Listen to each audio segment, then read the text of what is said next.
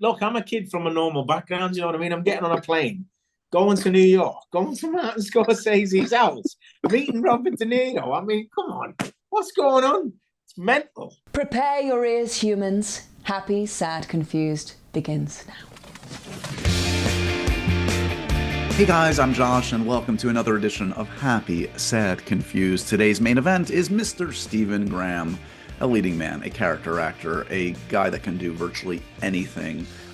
This is a fun one, a great storyteller, a great actor, a first-time guest on Happy, Sad, Confused. Before we get to Stephen, though, a couple things to mention. As always, we're churning out great conversation, hopefully after great conversation, and there's a lot to enjoy on our Patreon page if you want to support what we do here.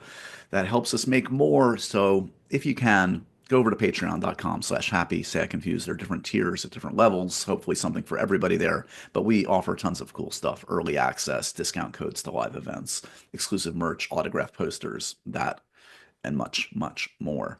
Speaking of the live events, we have a cool one March 20th with Nathan Lane, star of stage and screen, first-time guest on Happy, Sad, Confused. If you're in New York City around then, come on out, say hi. It's going to be at Symphony Space, a beautiful theater on the Upper West Side. And there are lots more live events coming. Stay tuned. Watch this space and watch the Patreon space for more announcements. Okay, main event. Stephen Graham, you know from 1,000 different things. I don't even know where to begin. His work with Shane Meadows, This Is England, his work with Martin Scorsese, whether it's The Irishman, Gangs of New York, Boardwalk Empire. This guy's always working. Peaky Blinders, the show. He's going to be in the movie. He's in the new Springsteen movie that's coming out later this year. He's always in high demand, and justifiably so, because he kind of can do anything.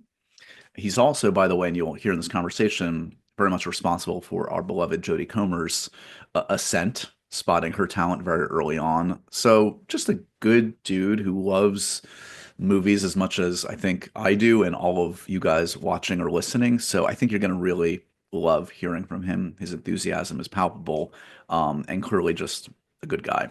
If anything, this is just one of those conversations where I wish we had 3 hours, because there's a lot. We barely touched on a few of his projects. So like there's going to be a lot more, hopefully more conversations with Stephen. I want to mention, though, his two current projects. Check out if you are a fan. 1,000 Blows, which is on Hulu in the States, on Disney Plus elsewhere, comes from Stephen Knight, of course, of Peaky Blinders fame, and is a real fascinating story taking place in the 1880s in London, with Stephen as a bare-knuckle boxer. Yeah, intense stuff, but really well done. And then Adolescence, talk about well done. This is a 4-part series on Netflix coming in mid-March. Really juicy material, shot in single takes each episode. Amazing. About a family, a son who has been accused of murder at his elementary school, his primary school. So intense stuff, but very well done.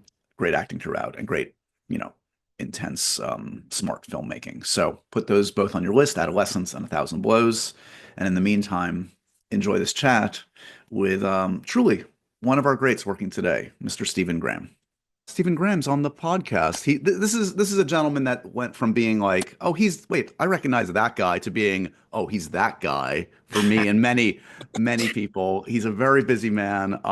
Thank you so much for taking the time today to catch up. I really appreciate it. Thanks for having me, Josh. Thank you very much. Yeah.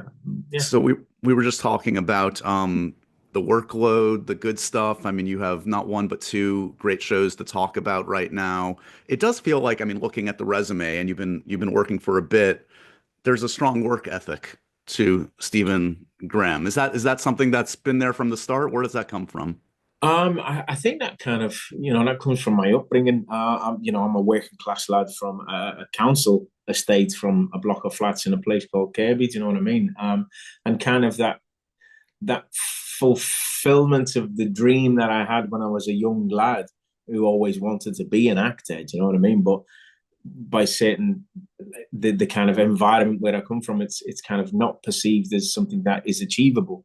However, I was very lucky. There was a wonderful man who lived across the road called Drew Schofield, who was an actor and was on the telly in a great program that I used to watch when I was a young lad called Scully.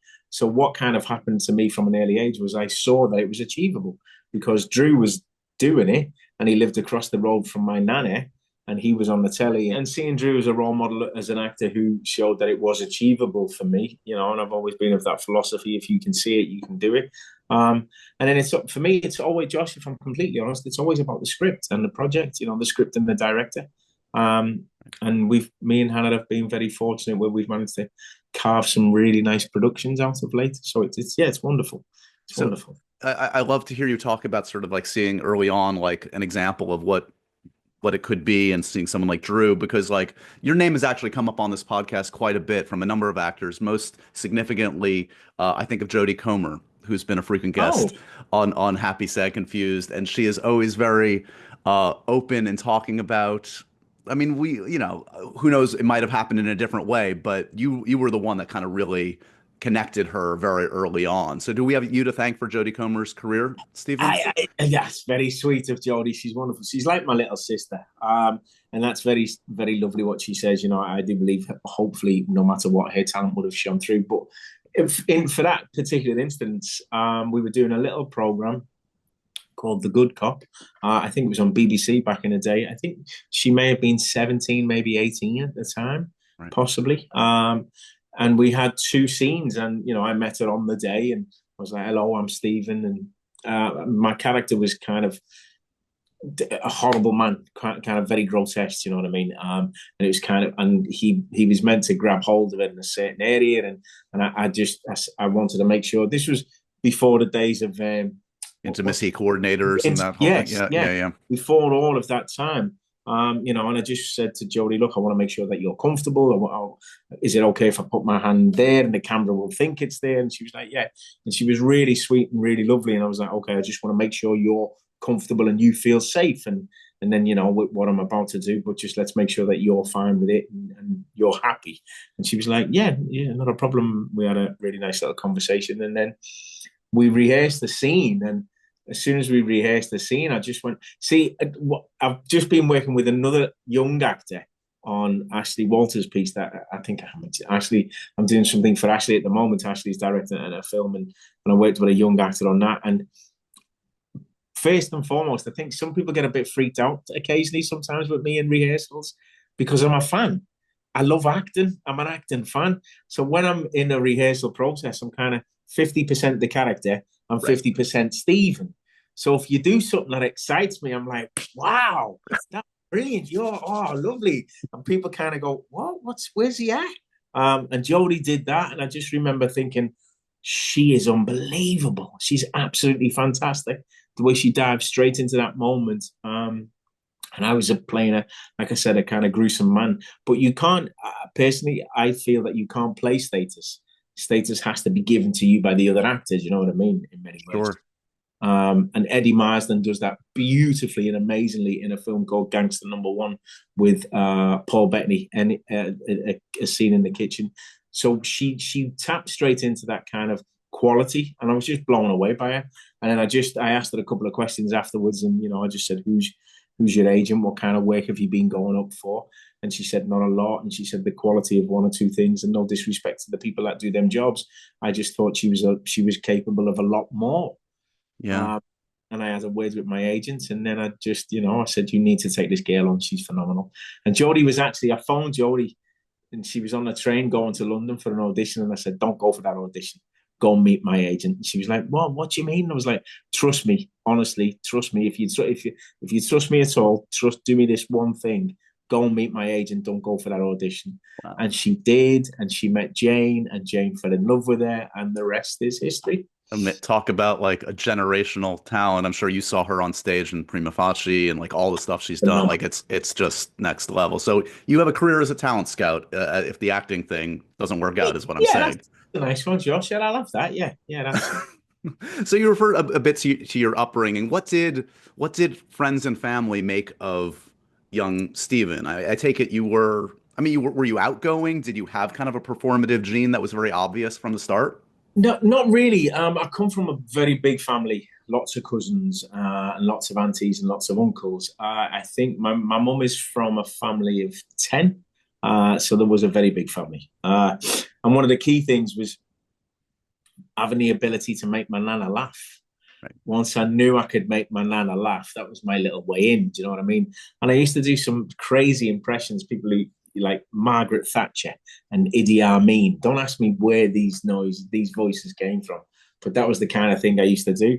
And I'd make me nana a jam butty, because me and my mum lived with my grandma for a while. And I'd make me nana a jam butty, and I'd come in and I'd do all different silly voices and stuff. And I think that was possibly one of the beginnings of, oh, I can make people smile, and this, I can make my nana laugh, and then it was just kind of at school, doing it at school. What was really beautiful was I went to a lovely junior school called Overdale, and we had a wonderful headmaster, an amazing head teacher called Mr. Thacker, and what he used to do was each class would do a performance like once every 3 or 4 months. So every Friday in assembly, we used to have assembly every Friday. Well, we had it every day, but Friday, a different class within the whole school will be performing. And he saw it as a way of, young kids being able to express themselves, that kind of getting over fears and, that kind of insecurities that we have and shyness. And it was a beautiful learning tool that we had within that school. And that was the moment where we did a play then. We did a play called Treasure Island. Right. And I played Jim Hawkins, and it was Drew Schofield came to watch the show. Like I said, Drew was a huge star at the time in many ways, and a wonderful actor and a beautiful man. And he lived across the road from my grandma, like I said. And he came, thank you. He came to watch the play because his nephew was in it. And after the performance, he said to my mum and dad, "Your son's really talented. I think he's got a lot of talent. Maybe it should be something you should look at." And we did, and we put our names down, and we went to the Everyman Youth Theatre. That was the first kind of thing I did. But my mum was always so supportive, and and Pops, my dad, they were so supportive from the very beginning, completely. And I've said this before, to the extent when I was about 15 and I'd been going to Everyman, and I said to my dad, "I think I want to do this now, Dad. I think this is what I want to do." And he was like, "Okay, come on, let's go." And we went. You may remember, Josh. You might be of a certain age. Do you remember video shops like Blockbuster and things like that? Yep. Yeah. Well, I remember going to Blockbuster and you'd be in there for like 2 hours. It's my happy place, wandering those aisles for hours. Yeah. And we got in just to choose a film. You'd be there for hours, wouldn't you? You'd read the back, you'd like look at the photo. Yeah, it was amazing. And me and my dad went to the video shop. This was even pre-Blockbuster, I think. And we got a couple of films. He got The Deer Hunter, Taxi Driver, and The Godfather. And he was like, "Right, if we're going to do it, we're going to watch these. This is the films that we're going to watch, and I'll show you how it's done properly." And that was kind of how my, I suppose, love affair for acting started, but also my appreciation for those great films. You know what I mean? Like, and then I think a couple of weeks later we watched like Eraserhead, and we watched. You're saying all the right filmmakers. You're speaking my language. You're doing good. Sour. We watched. I remember watching Yo Jimbo, going, "Oh my God, Dad, this is unbelievable." Yeah, and that's kind of how it began. If I'm honest with you, Josh. You are carrying on the lineage by the caliber of filmmakers you're working with, and they obviously gravitate towards you as much as you gravitate towards them. So, I love to hear the enthusiasm. You are as much a fan as you are a practitioner of all this, and it's very, very endearing. It can be strange. Don't get me wrong. It can be strange on set because when we did. I know we're going to talk about adolescence. That's all good. Yeah, but there's a particular scene. There's a particular moment within the whole thing. And I hadn't really seen him until rehearsals. And it's one of the lads who plays the police officer. And he's going through the procedural elements of like, right, can I have your first finger, second finger, third, and just his whole demeanor. And as we were in rehearsal, and Jack was there as well, the writer. Jack seen me do this, and Phil, our wonderful director as well, and Jack, the amazing writer. And I just kind of went, "Wow, you're brilliant, aren't you?" And he looked at me, and he got really shy. And I was like, "Sorry, man, I just think you're amazing, just what you're doing." And he was like, "Oh," and then I didn't realize until like a day later, Jo Johnson, our beautiful, wonderful producer, she said to me, "You do realize that you talking to him like that blew his mind?" And I was like, What do you mean, Joe? What are you on about?" And she said, "Well, I had a really lovely conversation with him the other week when we started, and you're the reason why he's an actor today." And I was like, "What? No chance." And she was like, honestly, this is England. He watched it and he was like, he saw someone who spoke similar to him, who was from a similar background, and he's followed your career. And I can't quite get over that sometimes, Josh. It blows my mind. Yeah. You know what I mean? It really does. Well, you're having, I'm sure, the reverse of that, working with, Pacino calling you out and that kind of thing. And that's, growing up watching all, the Lumet films, I'm sure, and then to be a equal at the table with him and him saying flattering things, again, must be mind-blowing. Yeah, completely.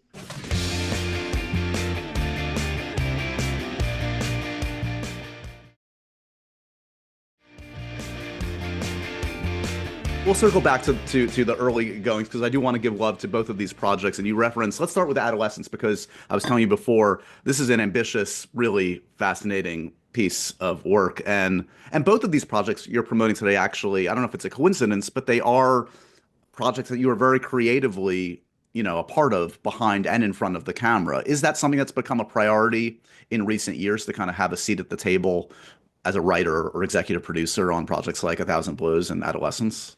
It was never, great question. It was never really the aim. It was just kind of the way things worked. We set up our little production company, me and Hannah. I think it was just before COVID, and it was kind of, we wanted to be a part of trying to create stories that we don't see that often, or maybe that people are not really not represented as much, so to speak. And I'm not standing on speaker's corner, and I'm not waving a flag, and I'm not shouting from my soapbox. But that kind of working class stories, or people from minorities, I feel that sometimes those stories are overlooked, and we don't nurture those stories enough, or we don't spend enough time really cultivating those stories by producing writers from those backgrounds, or giving them the opportunity to be able to tell stories that they can, identify with and represent, and show a different side to these people. So it was kind of, we set it up to hopefully just be able to be a part of the process of telling some stories. And it just kind of happened the way it did. First of all, we got involved with Boiling Point, the film and the TV series, which happened really organically. Do you know what I mean? Completely organically. And then after that point, A Thousand Blows was kind of brewing in the background. It started from I did a wonderful series that I really love, a little comedy thing called Code 404 with Danny Mays, and it was brilliant. We had such a great time. But Tom and Sam, who were our partners on A Thousand Blows, who were from Water and Power, Tom approached me on set one day and said, look, we've got this possible thing we'd like to develop, and we'd really love you and Hannah to be a part of it, your production company, but also you as one of the actors, because we've got a photograph, and we also have 3 paragraphs about these people who existed at the time. And the photograph, and I was like, okay, don't worry, send it to us, Tom, please, and Hannah will have a look.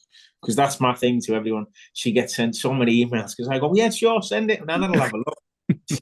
So she sifts through thousands of things, bless her, thankfully, unfortunately. But Tom sent it, and the photograph arrived, and Hannah went to me, wow, look at this. And the photograph of Hezekiah I have never seen, especially in that time period, a photograph of a black man who looked so regal, so elegant, so graceful, so full of poise and so full of dignity, and yet seemed to capture the essence of humility as well. I was intrigued with that story straight away. We both were. We were like, wow, how's he got to this position? What's happened here? How's this man, what is this story? And then that's where Hannah said, I know who's going to tell this. And I was like, who? And she said, Steve Knight, who is a prolific writer and wonderful. Right. And I was like, love, don't be silly. And she was like, I'm telling. I was like, no chance. And she went, well, I'm talking to Julie, who's his assistant, about you, and they want you to do Peaky Blinders. And, we've already been discussing the character. And because I like to get as much information as I can about the character. So Steve was giving Julie a load of stuff to give to Hannah, and that's how we kind of developed this relationship them two had. And then Hannah sent it, and she was like, I know he's going to love it. She sent it, and I swear to God, within 3 days, he sent a wonderful email back saying, I want to be a part of this. I want to tell this story. Let's set up a Zoom. So we had the kind of context of Hezekiah and that story of a man who came from Jamaica after the rebellion of Moron Bay and things like that, to try and he came with this dream and this aim and this desire to be a lion tamer. And he ended up falling into the world of bare knuckle fighting. Then he became a boxer. And in the great respects, you can't, Steve always says something which really sticks with me, is you can't write better than fiction sometimes. Right. Because it's there, do you know what I mean? It's historical content. And then we also had the two brothers, Sugar and Treacle, who I play, and so does the wonderful James Nelson Joyce, who's another lad from Liverpool, who I kind of got with my agents as well, the way I helped with spotting the gorgeous Jodie. Maybe I did a little bit as well with you. That was a really interesting story. We met James in, and I know there's many chicken shops out there, but we met James in Nando's years and years ago. And he came up to me and Hannah, and he was like, "Look, I'm a big fan, Stephen. I went to college. You're one of the reasons why I was an actor." And I was like, "Oh, nice one, lad. Thank you very much." And we took a photo. And Hannah said, "Give your email and we'll keep in touch." And he did. And then the next minute we were on time together. I didn't realize he'd auditioned and he got the part. And I was like, "You're the kid from Nando's." Nando's guy. And he was like, "Hey, yeah, that's me. And I was like, "Oh, wow, mate." And we kept in touch, and I just thought he was a wonderful talent. So again, I had a conversation with Jane, and then he ended up going with Jane and stuff, and things have progressed. And now he's forged out his own wonderful career. He's doing brilliant. He's just been the lead in a big BBC production. And I knew he was the right person for my brother for this, but he still had to go through the audition process. Right. Do you know what I mean? We had lots of people in, and he managed to get that role. But we only had these two paragraphs of Treacle and Sugar, and obviously Hezekiah. And then Steve, which is the genius of Steve Knight, he had this wonderful idea as well to bring Mary Carr and the 40 Elephants into it, because he was looking for the right vehicle to tell this story. So we had this trifecta of these three fantastic characters who existed in the time and walked the cobbles and the streets of this London that we're talking about. And the genius that is Steve, he created this wonderful world and just put them in the environment. And then he found stories from newspapers and from historical content that these people were involved in or were similar. Other people may have been involved in similar stories. And he just combined them together and created this wonderful world, which is 1,000 Blows. I was going to say it has a bit of that kind of vibe of, Peaky, of course. Even I think of Gangs of New York, honestly, kind of like that kind of like, this feels like science fiction. It's so like alien, but it's so specific. And as you said, it has to be true, or elements have to be true, because who would make these disparate elements and combine them in this way? I've seen the first couple episodes. You have quite an entrance. At first, I thought I was seeing your buddy Tom Hardy from the back. It was like Bane was entering the building. Oh wow, nice one. Yeah, yeah. That was a hell of an experience in itself. Do you know what I mean? Yeah, I mean, are you the type of actor? I mean, you're obviously in hell of a shape for this one. Like, I mean, that builds from the outside in. That like physicality, how your exterior informs the character. Is that important to you generally? Specifically in this case, I would imagine it's important. Yeah, you're right, especially in this case, because we had 6 months. So primarily what I wanted to do was to get in the best shape I possibly could, to look like the man who I was playing. Do you know what I mean? Because for me, Sugar is very much kind of bygones of age gone by. Do you know what I mean? Those kind of men. And what I did was, I'm not the tallest, so I'm short and stocky, and we wanted to have that kind of like little bulldog element to him. Right. And for the physical aspect of the style, I concentrated on how we would make him as what his style would be as a fighter. So with my boxing coach, Graham, he was a good friend. We really worked hard on kind of that Mike Tyson element of like body shots and great hooks and uppercuts. But then we also watched a lot of Lenny McLean, who was a bare knuckle fighter, and was a big brute brawl of a man. And we kind of combined both of their styles to create this kind of fighting content. And my trainer, Rob, was fantastic, absolutely fantastic. He was brilliant. He honest to God, he pushed me and we wanted to reach this physical condition, which wasn't like a normal, it's not a modern physique. because it's much more kind of, shoulders and traps and arms. That's what we were going for, that kind of man who lifts beer barrels and, and hammers and is just a worker, a really hard worker that's developed this great physique. And kind of that was how we worked on it. And normally one of my great things that I love to tap into a character with is the shoes. I love to find his shoes because they can alter the walk completely. Do you know what I mean? And that, for me, the physicality aspect of a character is always important. I always like to change my walk, or find the walk of the man who I'm playing, to the extent where, sometimes I'll do Hannah's Head In and the kids, I'll go, right, watch. They'll be watching the film and I'll go, pause it. I'll go, what? Right, this is the walk. What do you think? And they're like, yeah, Dad, great, go on. And then and I go, no, is it good? Do you like it? And they're like, yeah, no, it's great. So that's kind of how I've always based my characters and found my characters. And then I work on the internal work with, the director and with the other actors that I'm sharing the scenes with. Right. Amazing. Okay, let's give a little love also. Adolescence. This is a 4-part series for Netflix that you play a dad of a kid in school who's accused of murdering a classmate. And as I said to you before, I mean, this is meaty, real. I mean, amazing acting throughout, and not to mention the ambition of what you're doing here. Each episode is a single shot. I don't know if you're stitching stuff or if it's a true oneer, but not at all. Honestly, I believed it. Amazing.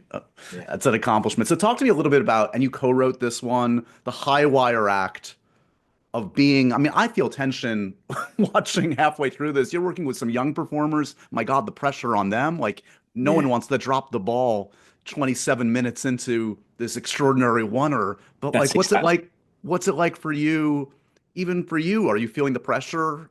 Are you feeling it for your performers? What's it like? Do you know what, Josh? And I don't mean to sound, I don't want to sound pretentious in any way, shape, or form, but it's possibly the most beautiful, wonderful way of working ever for any actor. Yeah. Because what it does is it combines both disciplines, I think, uniquely, which I have never had the experience of being able to do that. So it captures and encompasses that truth and reality and that instantaneous kind of in the moment response of theatre. Right. Do you know what I mean? Because it's live. We're there. We're in it right there and then. But it also has that beauty of filmmaking because that minimalistic naturalism, because you don't have to project up to people on row Z 7 stories high. You don't have to do that, but you still have that same feeling internally and that excitement and that kind of driving force that you do when you're on stage. And also in the same respect, we are a company. We're all together. So we all, everybody's looking after each other because nobody, as you rightly said, and I'm glad you said that. I said that. I said, look, I'd be like, none of us, there's no poor fucker on, excuse me. No, you can, it's okay. Not one of us wants to be the one that drops the ball. Do you know what I mean? Not one of us. So let's all look after each other. Let's all help each other and let's go on this mission together. Yeah. Doesn't matter where you are on the call sheet. If you're number 12 or number 1, if you fuck up, you're fucking up for everybody. Exactly. And that's the thing. Do you know what I mean? Look, and I managed to kind of, I'd always give a little rally call at the beginning of every, do you know what I mean? Every day. After we'd finished, because what's beautiful about it is with the process is we have 3 weeks. So we spend a week rehearsing, which is just Phil and the actors. And what was really lucky, we had both writers. We had Jack and myself on set for that whole first week. So we can really look at it and we can really iron everything out and we can focus more on nuances or, if certain things aren't working within the elements of the script, we can work on that and we can find a way that we're all comfortable with it and we're serving the story. So we have a whole week of rehearsing it, which is brilliant. It's absolutely fantastic. You really get to feel it and we really get to explore it as actors. And then the second week we rehearse with Matt, our amazing DOP, who is just a genius. He's an absolute genius. Him and his team are absolutely phenomenal. Phenomenal, Josh, honestly. They go from having electric cars and cranes to attaching to a drone. It's unbelievable the stuff he did. And his capabilities and his talent is exceptional.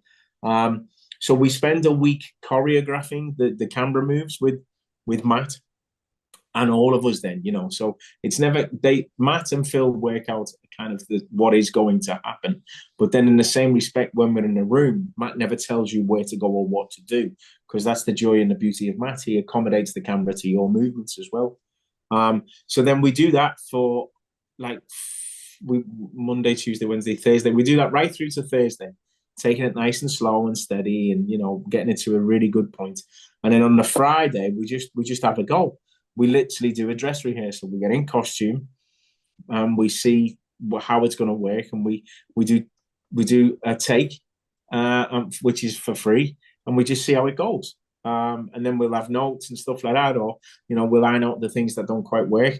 And then when it comes to the week of shooting, we do 2 takes a day.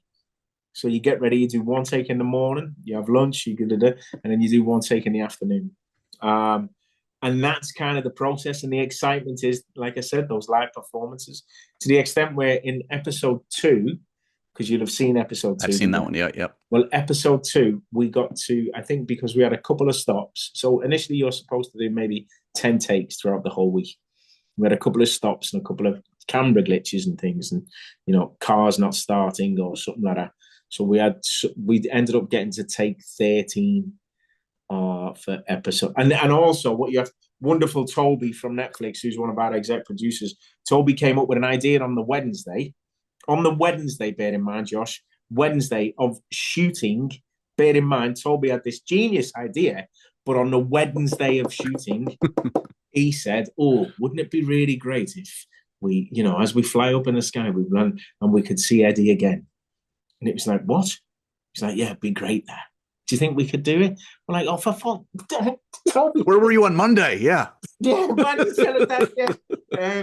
And so it was like, shit, okay, so we had to go. No, it might have been Tuesday, he said, because then I think we tried it on Wednesday, and the wind was not brilliant, and then Thursday, so it come down.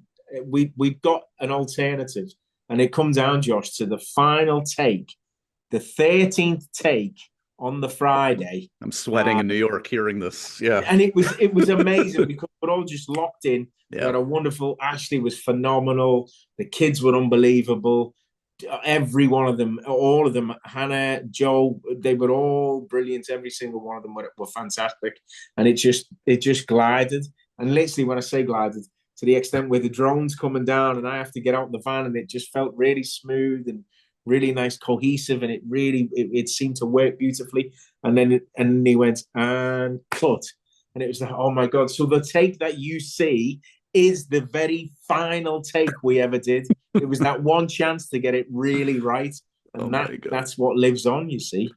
Well, it's a wonderful process, and it's the most zen I've ever been as an actor, because you're locked in. You're completely locked in. I mean, as someone, who grew up both loving theater, but also on the film side, like watching like De Palma movies and discovering like those amazing wonders and just like what cinema could do. This checks all the boxes. So congratulations. And yeah, I would imagine that's an exhale. That's a beautiful moment when you know you've got it in the can.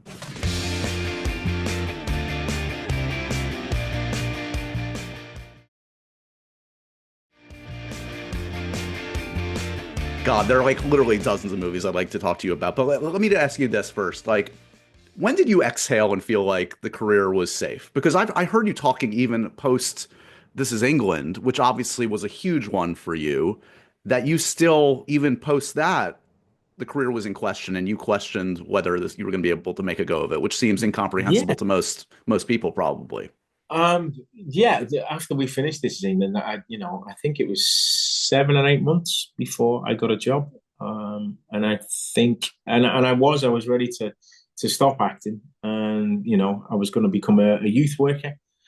But like I said earlier on, the support of my mum and my dad, and Hannah, of course, my rock, and very close friends and family, they were like, no, you're not doing that. You need to carry on. But it literally came down to the wire. I was going to go for an interview to be a youth worker, because I'd worked with the kids in our local village and making films and stuff like that, only voluntary, but I really enjoyed it. And it was like, okay, well, look, if I can't be an actor, this is what I'm going to do. And literally, I think the day of the interview, I got an audition. I can't remember what the audition was for, but I got an audition for something else. And again, that sliding doors moment, I went for the audition and thankfully I got the part. And then I think it might have not been too long after that where I got a call from Marty and asked me to come and be one of the players in Boardwalk Empire, which was fantastic. Did you ever talk to DeNiro about sharing the Al Capone role? He obviously played it in Untouchables. Did that ever come up? We did, yeah. I was doing it. I was over here. I was filming a thing with Shane Meadows, which was a wonderful experience, called The Virtues. It was brilliant. I loved it. It was such a powerful piece for me, and such an honor to be able to tell that story with Shane, who is one of my favorite directors of all time. And kind of, I said, lads, I've got to go to New York on the weekend. They were like, what? I said to Shane and Mark Haber, our wonderful producer from Warp, I said, I've got to go to New York. I'm flying on Friday. I think I was flying on the Friday after work. I said, I'm flying on the Friday, but I'll be back. I had to be back for work on the Monday, I think. And they were like, yeah, okay, all right. Wow, this is amazing. And I literally flew in, got off out of the airplane, into a car, boom, straight to Marty's house. Because it needed to be signed off by Bob, who was one of the execs. And you can imagine, he's one of my all-time heroes. So just the fact that I'm off to New York, look, I'm a kid from a normal background, you know what I mean? I'm getting on a plane, going to New York, going to Martin Scorsese's house, meeting Robert De Niro. I mean, come on, what's going on?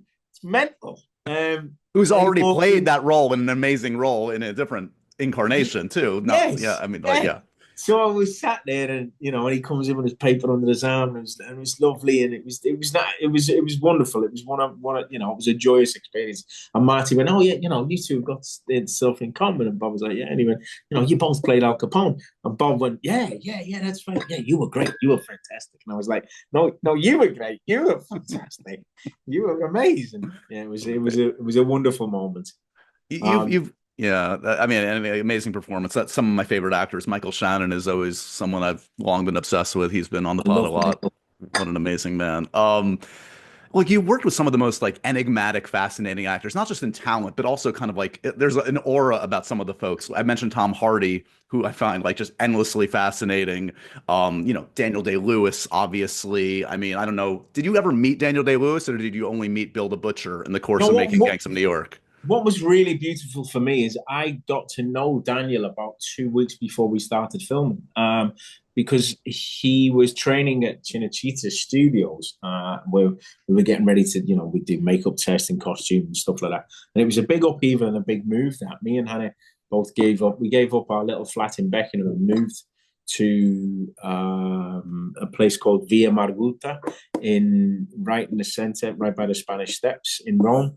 So we were there for the duration, and I met him in the morning, and we used to do a little bit of boxing and training together. He's a wonderful man, and I'll never forget it. On the first day of cinematography, I'm sat in the makeup department, and he comes in his full regalia, in his whole costume, and he literally put his hand on my shoulder. I'll never forget it. It just sends chills down my spine. He looked at me in the mirror. So I was looking at him in the mirror, and he just said to me, from now on, I call you Shang and you call me Bill. And I just went, okay, Bill. And that was it. And I taught, because when I was a student, when I was at uni, we used to play a game called Shithead. It's a card game. It's a great card game. And I started teaching them all how to play. Leo and Jim and Eddie and the rest of the cast started to teach them how to play Shithead. And Daniel came over and he went, what is this game that you're playing, Shane? And I was like, oh, it's called Shithead, Bill. And he's like, oh, teach me how to play this game. I was like, all right. Yeah. So showing up. And then we'd do a scene, and it'd be a big, massive, important scene in that. Yeah. And then he'd come over with his pipe and his little, he always had a metal mug with his tea and things in. Right. He'd come over with his pipe and his metal mug, and he'd just go, Shank. And I'd look at him and go, yeah, Bill. And he'd go, fancy a game of Shithead? And I'd be like, yeah, sure, okay. All right, let's play. Let's get the boys together. And And me Wow. and Hannah used to get, because we lived there, me and Hannah used to get sent, there's a program over here called Match of the Day, which tells you about all the football that's happened, on that Saturday. And we were like a week behind, so we get it sent every week.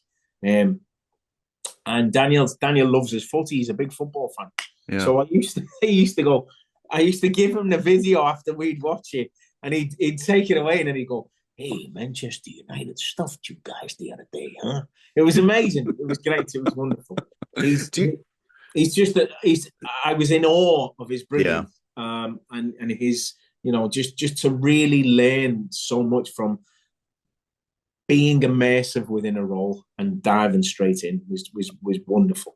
I'm sure you could, write a book just from that experience. I mean, I made a short when I was in Rome. I made sure to visit Cinecittà one day. That's history in and of itself. I mean, Marty, the Pet Project, the Leo, all of it, unbelievable. I've heard, and your Bill the Butcher is amazing. I mean, you are very good at impressions. Do you have a favorite co-star director to fall into? I don't really. I'm not really good at impressions. If I'm honest, I was good as a kid. I don't really do them, but I think it was just the sound of him and that whole Bill thing, which was amazing. Yeah, I'm sure you have a Marty, you have a Leo, you have a Pacino. I'm guessing. I don't really, not really. No, I do similar voices. Fair enough. Well, I want to mention a couple upcoming things because you are a busy man. You worked on the Springsteen movie, which I'm very, very curious about. Are you the dad? Are you Bruce's dad in that one? I do. Yeah. I played Bruce's dad, and that was a wonderful thing that came through Scott Cooper, who's a wonderful man, an absolutely beautiful man, and a fantastic director. And we were looking to work together for a while. I was supposed to do something for him a long time ago, but due to work commitments and other things, it was unable to happen. But we spent a lot of time having conversations about this particular role, and it just, unfortunately, it didn't pan out for me that way. But he did say, "Look, we will work together at some point." And then I got a phone call from him, and he just said, "Look, I've wrote this script with Bruce, and I've got this really nice piece." And when I was thinking and when I was writing about the father, you came into my head, which was a huge honor. Do you know what I mean? And anybody that knows, I mean, I'm a big Bruce fan, knows anything about him and his history with his dad. I mean, that I would imagine is a very significant part, this relationship in the film. Huge. It really is, Josh. It's integral. There's not loads to do and there's not huge scenes, but it's integral to the core of who he is and his story. And when he said that to me, and I was like, yeah, being honored. I read the script. The script was fantastic. And Jeremy Allen White, who I'm a huge fan of, I think he's a wonderful actor. He's an amazing actor. He's brilliant. He's like, to me, he's that new wave of like Pacino's and DeNiro's of today. Do you know what I mean? Him and Timothée Chalamet, I just think they're outstanding, the both of them. And that's kind of, they're that new ilk coming through from America for me, and I just think they're wonderful. So to work with someone like him as well was a joy and an honor. But also what Scott said to me as well was a lot of my stuff would be with young Bruce, and that was joyous. The stuff in the 50s, that was absolutely joyous. And to try and find this man who was, he was an alcoholic. He was a manic depressive. He suffered from schizophrenia. He wasn't well. He wasn't a well man. And to be able to try and tap in and tell that story for me was a huge honor. And then to meet Bruce. I was going to say, it seems like he was on set quite a bit. So what's that like? He was, and it was just. I mean, he sent me a text, which it's very personal. It was just so beautiful.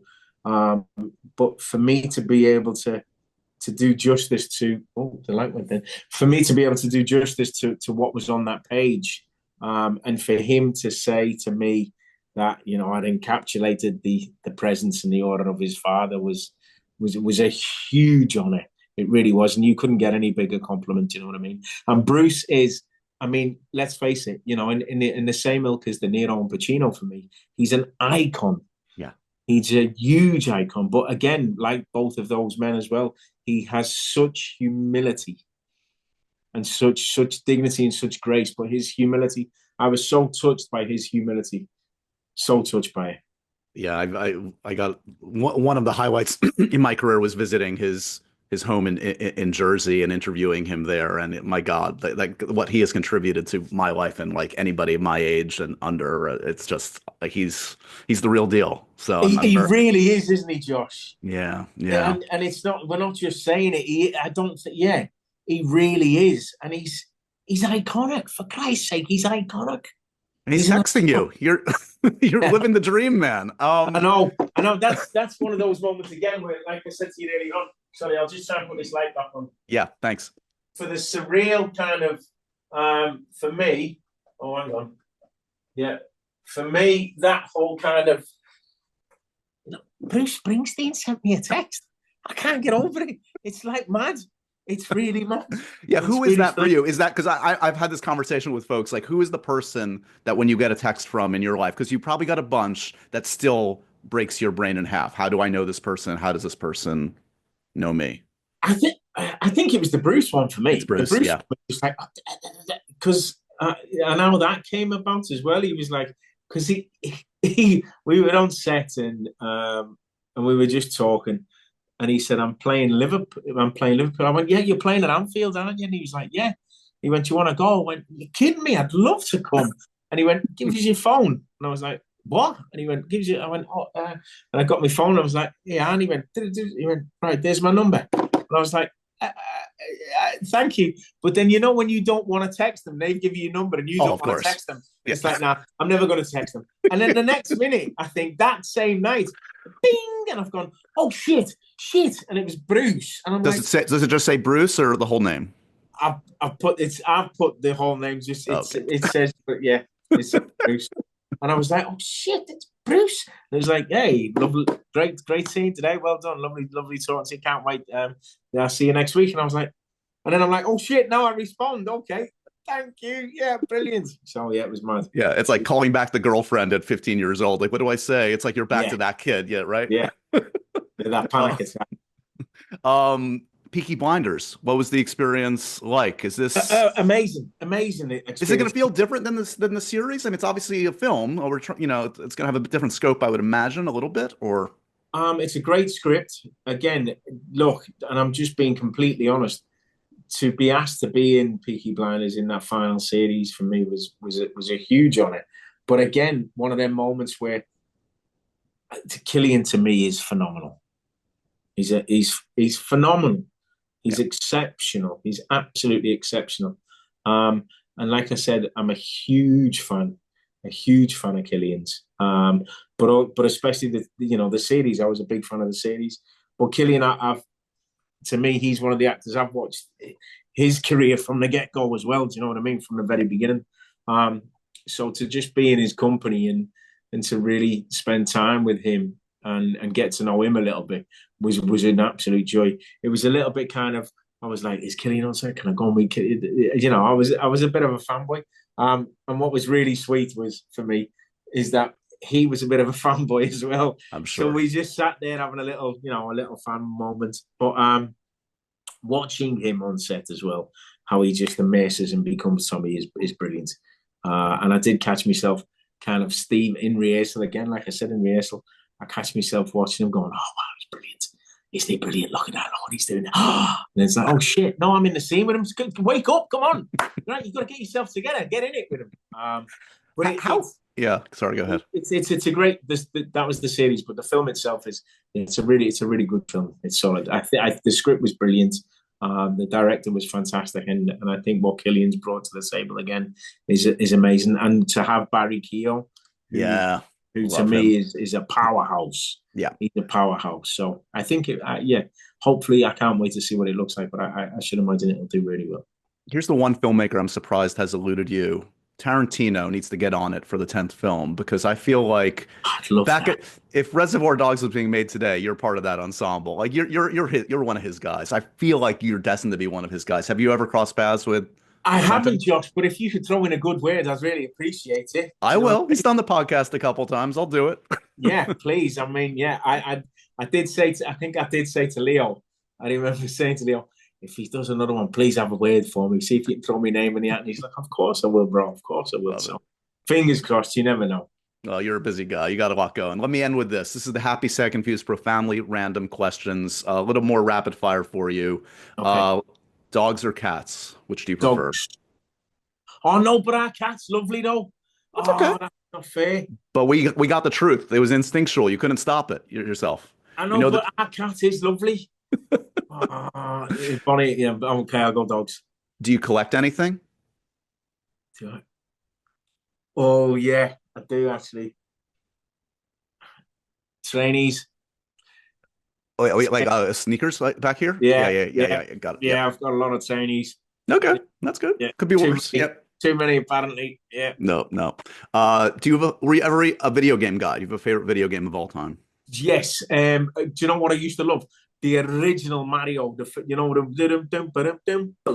Because we used to have to get the mushrooms and grow bigger and all that. And also Asteroid in the boys' club we had Asteroid, but in the video shop at school at lunchtime when we go across at lunch and you get your chips and that, the video shop they had Mario Brothers and you used to queue up and you put your 10 pence in and you'd be there for ages. Sometimes I'll be dead honest with you, Josh, I'd miss the odd lesson because It's I good was for the hand-eye coordination. It yeah, helps. exactly. Yeah. Yeah. I missed the odd lesson. This is the Dakota Johnson Memorial question. She posed this to me, so I apologize for the crudeness. But would you rather have a mouthful of bees or one bee in your butt? It's provocative. Oh, um, that's a tricky question. Oh Uh, no, no. Look, as a man of a certain age, I have experienced piles. Um, this can be really stingy and itchy. But in your mouth, though, no, I'm going to go for one bee in the butt. yeah, I agree. I think that's the right call. What's the wallpaper on your phone? Oh, it's actually, it's. Can you see it? It's, Oh, let me see. There you go. Where's the over here. Yeah, there you go. Yeah, So I see a beach. I see three people. What do I don't yeah. know. Hannah, that's me, Grace, and Alfie Oh, running into the sea at love it. Cornwall. Yeah, Beautiful. yeah. Do you ever get mistaken for another actor? Who's the last actor you were mistaken for? Not an actor. Anyone in England will get it to find it. Not an actor, but a fella that used to be on Big Brother. No. Yeah, yeah, a fella on Big Brother. And occasionally, every now and again, once in a blue moon, Craig Charles. Yeah, it's like, well, we're two different tones, man. For Christ's sake. Yeah, but yeah, there you go. Yeah. What's the worst note a director has ever given you? Oh, oh shit. I can't think of worst note. A moment that just was not helpful. It could be a general or specific note. Oh, well, that's hard to think, that one. Okay. You've been well directed. You work with the best, so they give good notes, apparently. Mostly, but you do get a bumps. I've had the odd one. I've had quite a few where the director's given me a note, and I've gone, "Are you sure?" And they've gone, "Yeah," and I've gone, "All right." So I've played it, and I've gone, and they've come back over, and they've gone, should we go back to the way you did it? And I'm like, oh, okay, thank you. Vindication. Yeah. Thank you. And in the spirit of happy, sad, confused, a actor who always makes you happy. You see them on screen, you're happier. Bruce Willis. No, not Bruce Willis. What am I about? No, Robin Williams, I meant to say. Robin Williams is probably the most frequent answer to that question. I will let you know. Robin Williams. Yeah. A movie that makes you sad, always.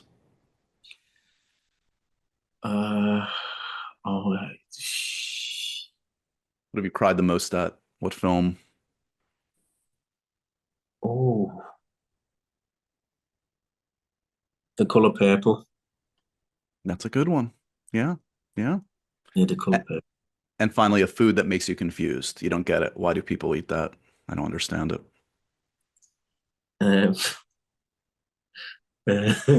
Confused, that makes you confused.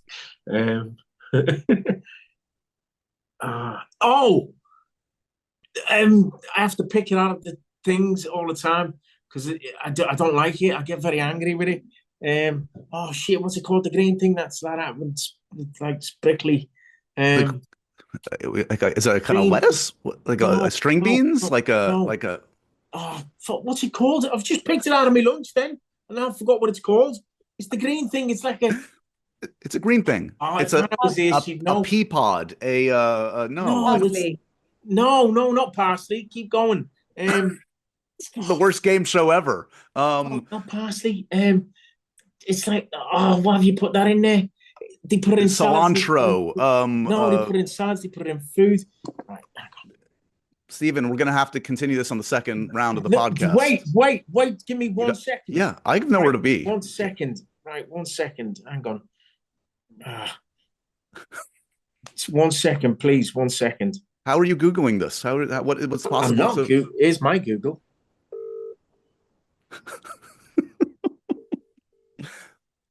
He's phoning a friend. He's phoning a friend. Answer. Oh no.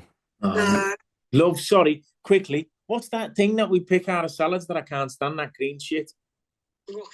Rocket. There we go. Yeah. Sorry for waking you up. Love you. Bye. Rocket.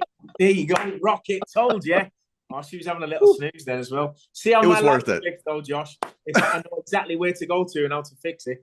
Rocket. Hannah solves everything. Yeah. Fucking hate rockets. I don't understand it. It's everywhere as well. You have to pick it out of things. Even when you say no rocket, please, it comes back. Yeah, I don't like it. I've seen this aggressive side in some of your roles. And finally, it came out at the very end. Man, this was a blast. We hit the tip of the iceberg of your career. You've been doing so much amazing work for so long. So we'll have to continue this another time. Truly, you're one of the best out there. Everybody should check out 1,000 Blows. That's going to be on Hulu in the States, Disney Plus elsewhere. And then Adolescence, it is coming on Netflix in mid-March. So everybody should check that out if you want to see what this guy does as well as anybody in the business. Stephen, thanks again for the time today, man. Thank you very much, Josh. It's been an absolute pleasure. Thank you very much. And thank you for your kind words. Of course. And so ends another edition of Happy, Sad, Confused. Remember to review, rate, and subscribe to this show on iTunes or wherever you get your podcasts. I'm a big podcast person. I'm Daisy Ridley, and I definitely wasn't pressured to do this by Josh.